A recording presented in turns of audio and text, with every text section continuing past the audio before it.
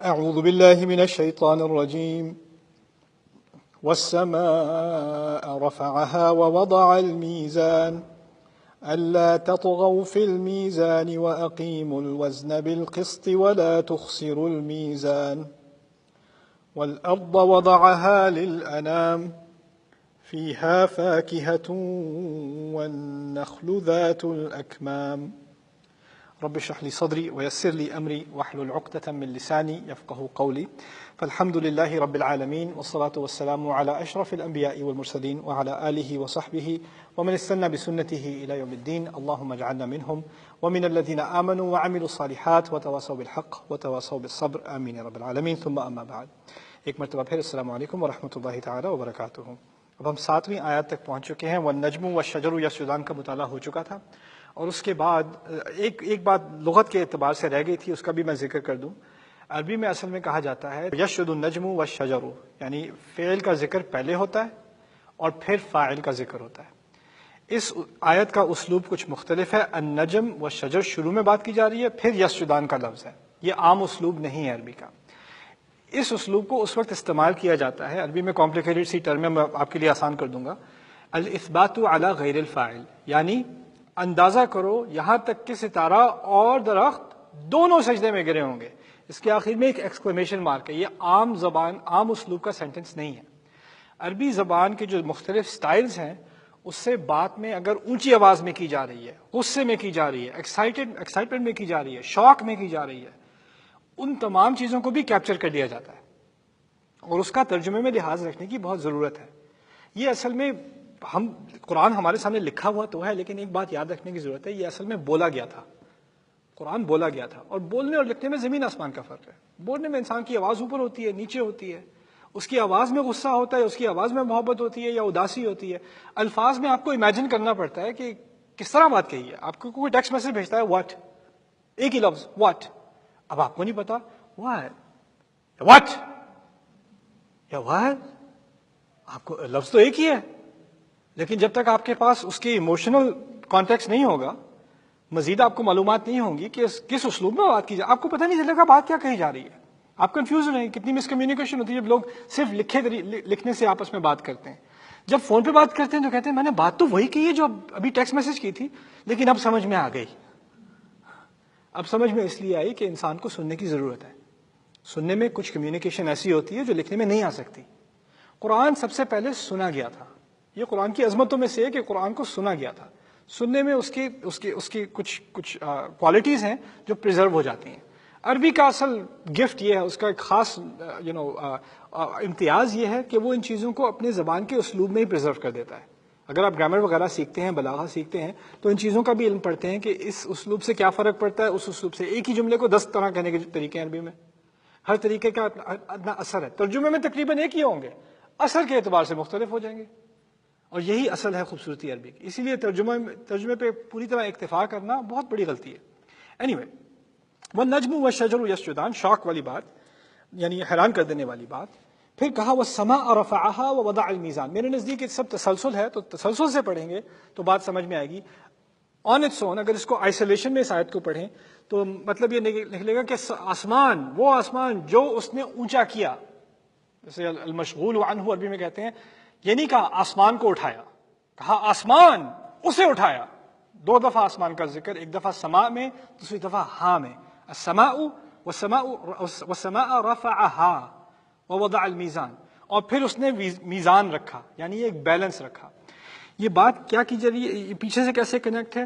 اب تو ستارے گر رہے ہیں، اب تو درخت سجدے میں جا رہے ہیں، اور پھر اللہ تعالیٰ کہہ رہا ہے حالانکہ ایک وقت تھا کہ یہ تمام چیزیں کھڑی ہوئی تھیں، آسمان گر نہیں رہا تھا، اوپر سے چیزیں گر نہیں رہی تھی۔ سما صرف آسمان کو نہیں کہتے، اوپر ہونے والی چیز کو بھی کہتے ہیں۔ ابھی اس بلڈنگ کی چھت ہمارے لیے سما ہے عربی میں، آپ کے اوپر جو بھی چیز ہے نا اس کو سما کہا جاتا ہے۔ تو کہا کہ پہلے تو جو اوپر چیزیں تھیں اوپر ہی رہتی تھیں، اور ہر چیز ایک میزان کے تحت رکھی ہوئی تھی، بیلنس میں رکھی ہوئی تھی، کوئی کیوس نہیں تھا، ہر طرف تباہی نہیں تھی۔ اللہ تعالیٰ یہ کہہ رہے ہیں کہ جب وہ دن شروع ہوگا تو یاد آئے گا کہ ایک زمانے میں یہ سب چیزیں جیسی ہونی چاہیے تھی ویسی ہی تھیں۔ کبھی دیکھا نا کسی زلزلے کے بعد یا کسی سیلاب کے بعد انسان کسی پرانی کھنڈر میں جائے، کسی بلڈنگ میں جائے، کسی گھر پہ جائے، کیا گھر ہوتا تھا یہاں پر، اب دیکھو کیا بن گیا اس کا، اس قسم کا کامنٹ یہاں ہو رہا ہے، وَالسَّمَاءَ رَفَعَهَا وَوَضَعَ الْمِيزَانَ، وہ آسمان جو کبھی کھڑا ہوتا تھا۔ اب یہ ہے، اس کو کہتے ہیں عربی میں التفات، بڑی خوبصورت چیز ہے قرآن کی التفات۔ میں یہ بتا رہا ہوں وَالسَّمَاءَ رَفَعَهَا وَوَضَعَ الْمِيزَانَ میں کہ اب ایک طرف تو ہمیں مستقبل میں لے گیا اللہ، آسمان گر رہا ہے، ستارے گر رہے ہیں، درخت سجدے میں پڑ رہے ہیں، وہ تو یوم القیامہ ہے، آخری دن تو شروع ہو گیا۔ اور اب یاد دلا رہے ہیں ایک زمانے میں یہ تمام ابھی کھڑا ہوا تھا، بالکل ٹھیک تھا، لیکن اصل میں بات ماضی کی نہیں ہو رہی، اصل میں بات ابھی ہمارے ابھی کی ہو رہی ہے۔ آسمان کھڑا تو ہے، ابھی سب ٹھیک تو ہے، یعنی یہ ہمیں ایک سفر پہ لے جایا گیا ہے مستقبل میں، اور پھر وہاں سے ہمیں دوبارہ واپس لایا گیا ہے تاکہ ہمیں احساس ہو کہ آگے آ رہا ہے۔ یہ ویژن دیا اللہ تعالیٰ نے، یہ آ رہا ہے، اب کیا کرو گے؟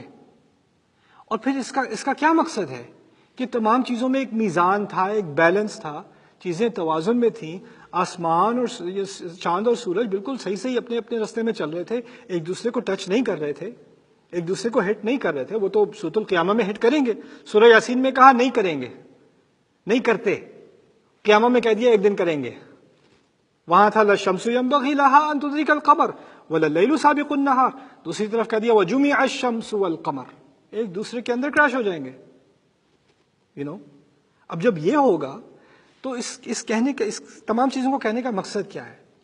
اس کا مقصد اس اگلی آیت میں آ رہا ہے، اللہ تطغوا فی المیزان۔ یہ تمام بات اگر سمجھنی ہے کیوں کہی جا رہی ہے تو اس آیت کو سمجھنا ہوگا، تاکہ تم میزان میں، تم وزن کرنے میں کبھی بغاوت مت کرنا۔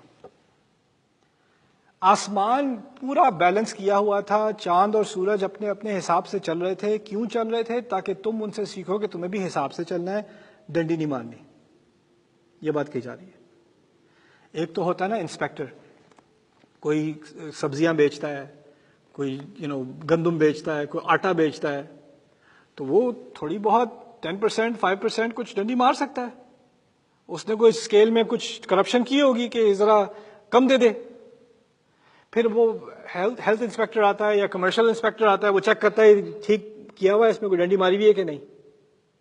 یا اس کو خطبہ سننا پڑتا ہے کہ ایسا مت کیا کرو، لا تبخسوا الناس اشیاءہم، لوگوں سے اس طرح بددیانتی مت کیا کرو، لوگوں کو جو دینا چاہیے وہ دیا کرو، دودھ میں پانی مت ملایا کرو، اس قسم کی بات ہوتی ہے۔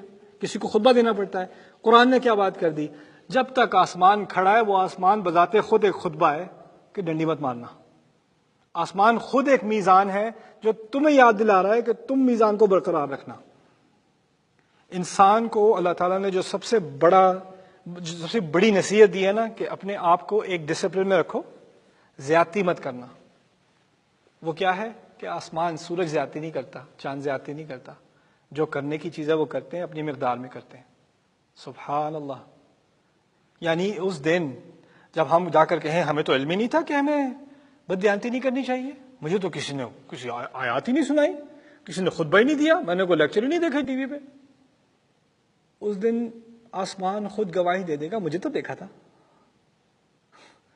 ستارے خود، ہم تو نہیں گرے تھے، ہم تو اپنے مقام پہ کھڑے تھے۔ ہمارے مقام پہ کھڑے ہونے سے تمہیں اس بات کا اندازہ ہونا چاہیے تھا کہ ہمارے بنانے والے کو میزان پسند ہے، بیلنس پسند ہے، اور جو اس کو آسمانوں میں پسند ہے وہی اس کو زمین میں پسند ہے۔ تمہاری حرکتیں کیوں خراب تھیں؟ تمہارے اندر امبیلنس کیوں تھا؟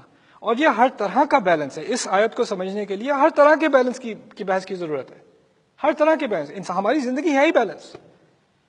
آپ اگر ایک مرد ہے، اس پر ہر طرح کی پریشرز ہوتے ہیں، بیوی کے مطالبے ہیں، بچوں کے مطالبے ہیں، والدین کے مطالبے ہیں، کام کے مطالبے ہیں، اپنی صحت کے مطالبے ہیں، دوستوں کے مطالبے ہیں، نفسیاتی مطالبے ہیں، جسمانی مطالبے ہیں، ہر طرح کے مطالبے ہیں، اور اس کو ہر طرف سے دین کے اپنے مطالبے ہیں، اس کو ان میں سے ہر ایک کو بیلنس کرنا ہے۔ والدین کے حق پورے کرنے ہیں، بچوں کے پورے کرنے ہیں، بیوی کے پورے کرنے ہیں، دین کے پورے کرنے ہیں، صحت کے پورے کرنے ہیں، ہر طرف سے حق پورے کرنے، کام کے پورے کرنے ہیں۔ اور ہوتا کیا ہے کہ ہمیں جس میں ذرا سہولت ملتی ہے، جس میں کچھ چیزوں میں ہم اچھے ہوتے ہیں، کچھ چیزوں کو ہم انجوائے کرتے ہیں، کچھ چیزیں ذرا کھٹی ہوتی ہیں۔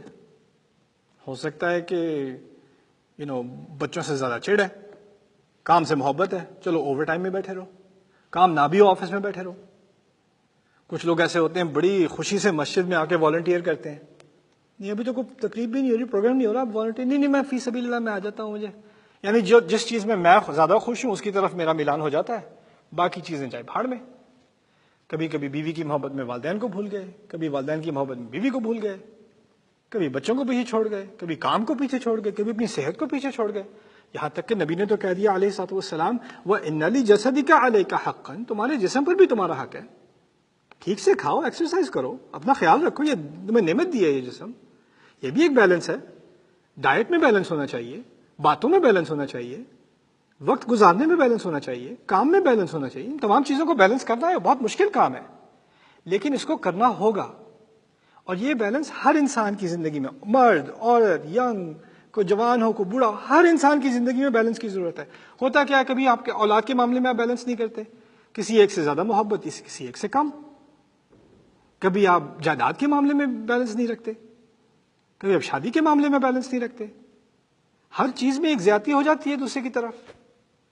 کہا گیا ہے ہر چیز کو توازن سے رکھو۔ میں جب اسٹوڈنٹ سے یہ بات کرتا ہوں، کالج اسٹوڈنٹ سے، تمہارے باپ نے اپنے آپ کو آدھا مار کے تمہاری فیس پے کی ہے اور تم کلاسیں چھوڑ کے دوستوں کے ساتھ آئس کریم کھانے نکلے ہوئے ہو، کسی اور کی شرم ہو نہ ہو، یہ میزان میں یہ تم نے جو طغیان کیا ہے نا، جو بغاوت کی ہے، اس کی مجھ گچھ ہوگی۔ اوفو بالعقود، جس چیز کا آپ نے اعتراف کر لیا، جس چیز کو آپ نے مان لیا، آپ پر ایک عقد ہے، آپ پر ایک کانٹریکٹ ہے، اس کو آپ نے پورا کرنا ہے۔ آپ کو پے چیک مل رہا ہے، پے چیک مل رہا ہے آپ کو 9 گھنٹے کام کرنے کا، اس میں سے 6 گھنٹے آپ بیٹھے فون پہ ویڈیو گیمز کھیل رہے ہیں، آفس میں بیٹھے ہوئے حرام کما رہے ہو، یہ میزان نہیں ہے۔ کانٹریکٹ ہوتے ہیں کہ یہ جی کنسٹرکشن کا کام ہے، یہ ہے وہ ہے، ہاں ہم 30 آدمی لے آئیں گے، وہ 4 آدمی سے کام کروا رہے ہیں، 26 آدمی چھٹی پہ ہیں، ان کے پیسے بچ رہے ہیں، ڈیلیز کے بہانے کر رہے ہیں، یہی تو ہے میزان کی کمی، میزان کا خسران۔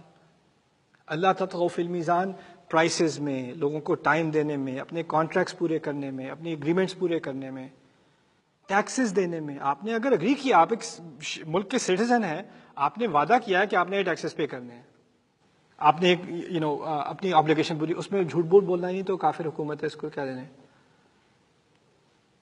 آپ میزان میں گڑبڑ کر رہے ہیں۔ آپ کو لائسنس دیا گیا ہے، گاڑی کا لائسنس دیا گیا ہے، اس لائسنس کو سائن کرتے وقت آپ نے اس بات کو اگری کیا ہے کہ آپ قوانین نہیں توڑیں گے۔